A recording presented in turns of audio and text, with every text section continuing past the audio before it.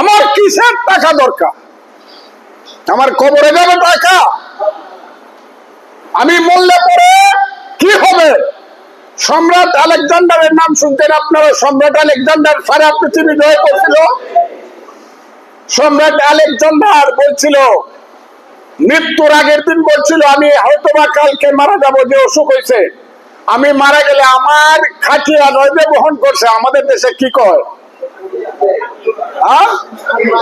খাটুলাটা যে বহন করবে, ডাক্তাররা বহন করবে। আমার দুইটা হাত খালি থাকবে।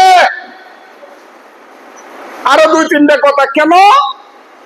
ডাক্তাররাই বহন করলে সারা পৃথিবী জানবে যে সৃষ্টিকর্তা যাকে নিয়ে যায় ডাক্তাররা তাকে বাঁচাইতে পারে না। আর হাত দুইটা আমি নিয়ে যাইতেছি, আমি সমস্ত পৃথিবীর সম্রাট,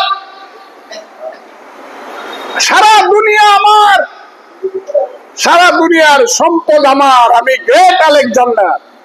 কিন্তু আমি যাওয়ার সময় খালি হাতে যাইতেছি, এই কারণে হাতটা খুলে রাখবা। আমি মৃত্যুর সময় খালি হাতে যাব। ইতনা অষ্টগ্রাম মিটামইনের মানুষের একটা টাকা আমার পকেটে যেদিন যাবে সেদিন যাতে আমার পৃথিবীর নিকৃষ্ট মৃত্যু হয়। এগুলো করি না আমি, এগুলো করেও আপনাদেরকে লাভ নাই।